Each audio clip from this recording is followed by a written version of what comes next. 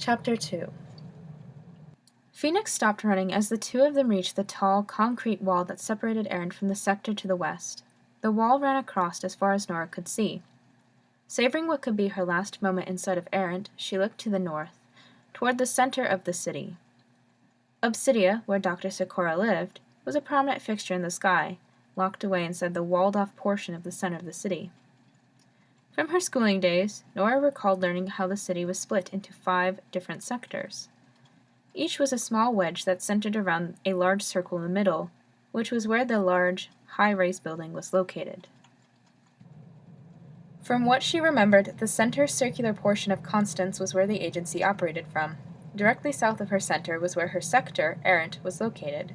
Errant was known for producing the building material used to wall off the entire city, both the inner walls used to separate each sector, as well as the outer wall to protect the whole area from the outside world.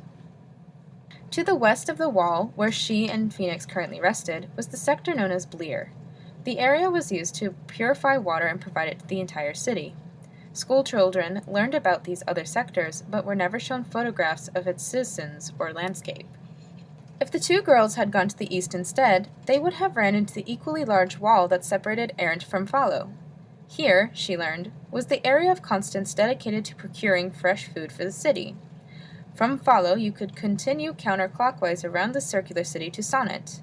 All of Constance's history was recorded and stored there.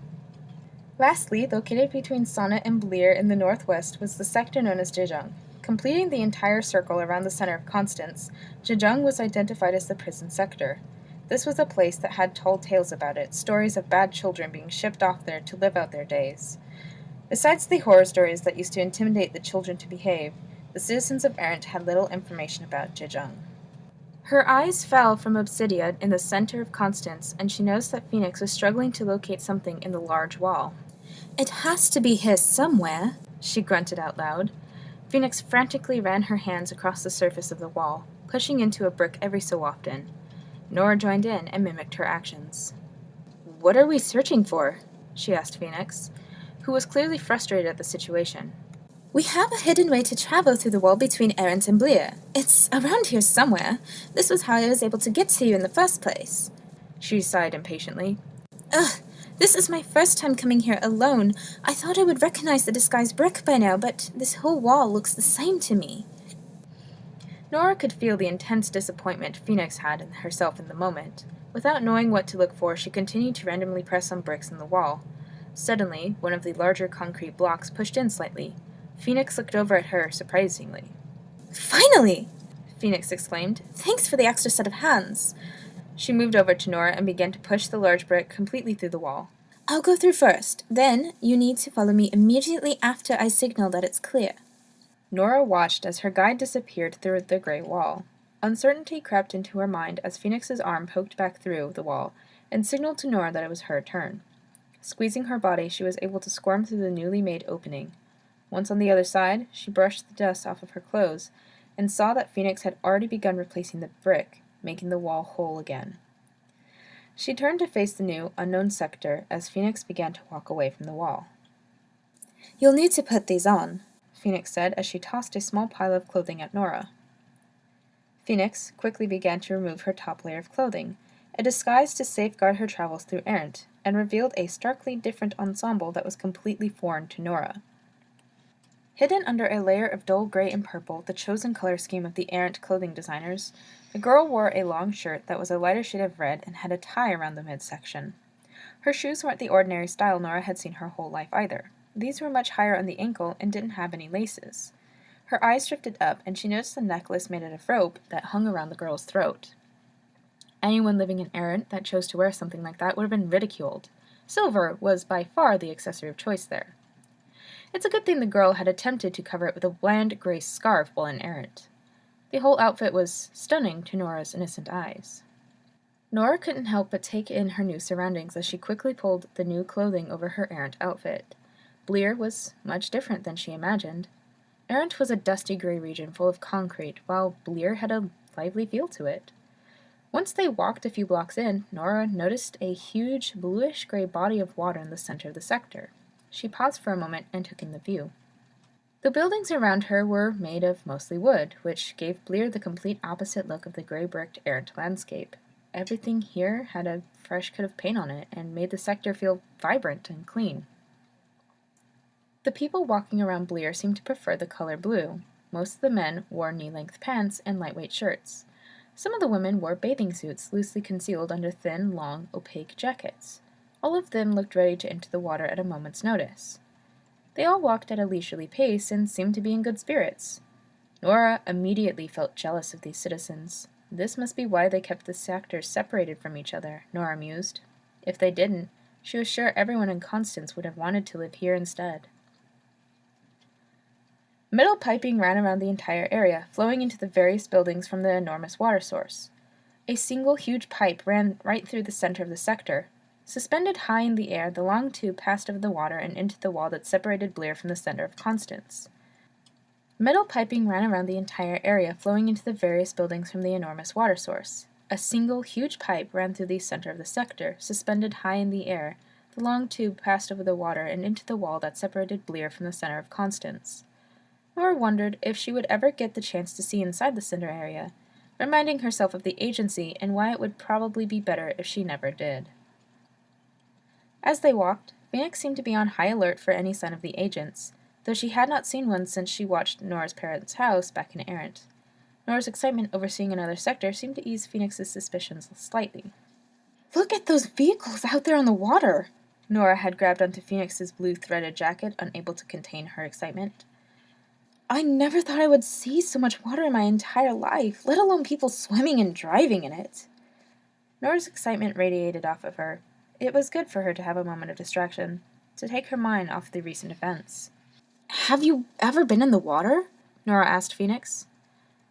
"I wish," she replied dully, showing a side of her Nora hadn't seen yet.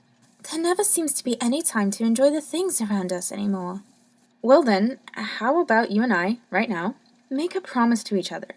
After we meet with your leaders, we will come back here and get in," Nora said with sincerity. "If there is time before I have to go and find the next recruit, we will come back here. Don't get your hopes up, though. I haven't been able to make time for anything like that since I joined the rebellion," Phoenix informed her briskly, returning to the girl Nora had come to know over the last few hours. "Okay, but if it works out and you still don't want to go, I'll throw you into the water myself if I have to." Phoenix smiled and grabbed Nora's arm playfully. "Come on, crazy girl. We're close. Our destination is in that building over there." The two of them climbed through a few windows of the abandoned buildings and eventually found themselves on the rooftop of one of the larger units, 6 stories up in the air. It was a relief to be out of sight and not having to worry about getting caught, but when she looked over the edge of the building, Nora felt her chest tighten. The people down below looked incredibly small from the high vantage point. "Be careful here," Phoenix told her. "We have to walk along this plank from here to that roof over there." She pointed to her left. "Would now be a good time to tell you I'm not a fan of heights?" Nora's whole body was tense. "I've spent my life avoiding them at all costs." "Your life has just begun, Nora. Embrace the new you. Don't worry so much about avoiding things," Phoenix said as she walked over the frail boards to show Nora it was perfectly safe. The display did little to ease her mind. "Take a deep breath and then move," Phoenix guided Nora. "Don't look down, just trust me. This isn't how you die." Nora took one last gulp of air and started to walk the board, high up between the two buildings. The plank creaked under her feet, and Nora's heart sped up. "You're halfway across," Phoenix encouraged her. "Just stay focused and keep looking into my eyes." A few more steps and Nora made it safely to the other side. She fell to her knees, struggling to catch her breath. "We are going to have to work on that part, I guess," Phoenix smiled at Nora as she walked over to the big steel door on the rooftop. "Ready or not, here we are." The sunlight behind them was just starting to fade as Phoenix closed the door. Nora found herself in a dark stairwell. The paint on the walls had started to chip off, and the amount of dust on the sides of the floor made it clear how sparsely trafficked it was. Overhead, flickering lights illuminated the wall's light blue shade. She wondered what the original purpose of the building had been. Down a few more flights of stairs, Phoenix seemed to have given up on worrying about the possibilities of an agent following them. Her body language helped Nora to relax as well.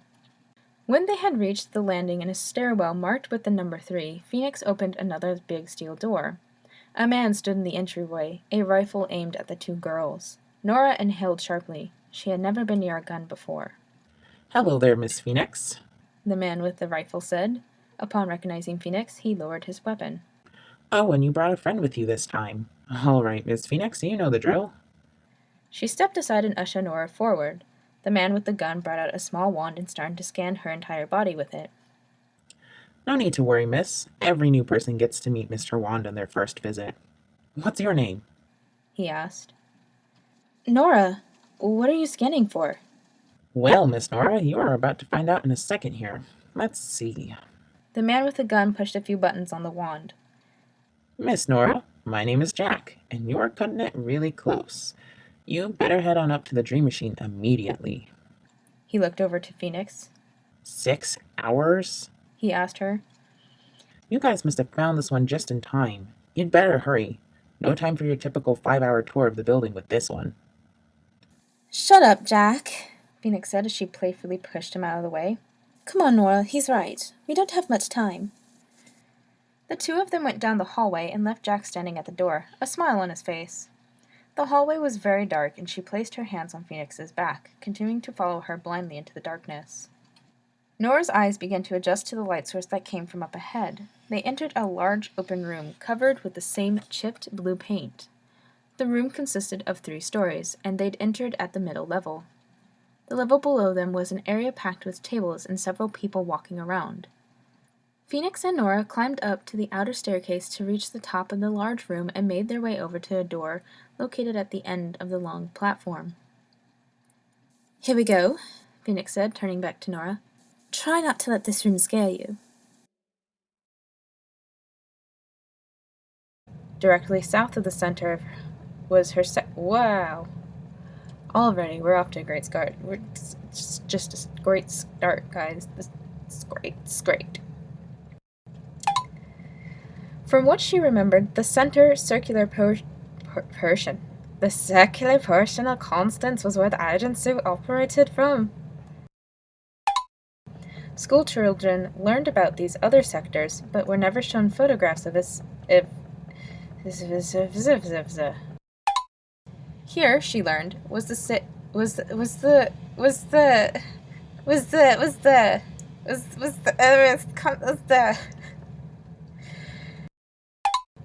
This was a place that had tall tales about it, stories of bad children being shipped off there to live out their days. Besides the horror stories, fuck. I'm sorry. I just jajung doo doo doo doo doo doo.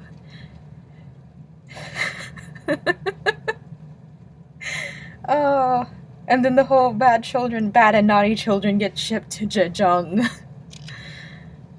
Bad and naughty children are put in the pear wiggler to atone for their sins. Lastly, located between Sonnet and Blear in the northwest, was a sector known as Jejong. Oh, God. God bless it. I'm so sorry. This was a place that had tall tales about it, stories of bad children being shipped off there to live out their days. I sound too happy, because I'm trying not to laugh. Besides the horror stories that used to intimidate the children to behave, the citizens of Errant had little information about Jejung. Which is good, because it's Special Victims Unit. Jejung, doo-doo-doo-doo-doo-doo. Jejung, doo-doo-doo-doo-doo-doo. Bow, bow, ba-dum. Oh, boy. She sighed impatiently. This is my first time coming here alone. I thought I would recognize the disguised Bricked by now, but... The disguised Bricked by now. But it looks the whole same to me. Jejung, doo-doo-doo-doo-doo. I'm gonna keep singing that. Oh my gosh. Nora watched as her guide disappeared through the gray wall. Uncertainty crept into her mind as Phoenix's one arm, not 2, but one. One arm. Phoenix's arm. Under a layer of dull gray and purple, the cozen color scheme. The cozen. It's cozen. It's cozy. It's raining outside. I don't want to be cozy and warm. Her shoes weren't the ordinary style Nora had seen her whole life either. These were much higher on the ankle and didn't have any laces. Her eyes drifted off. She drifted off again. The people walking around Bleer seemed to prefer the color blue. Most of the men wore knee-length pants and lightweight shirts. That says shirts, not suits. Shirts. Suits comes later. Blah, blah, blah, blah, blah. I wish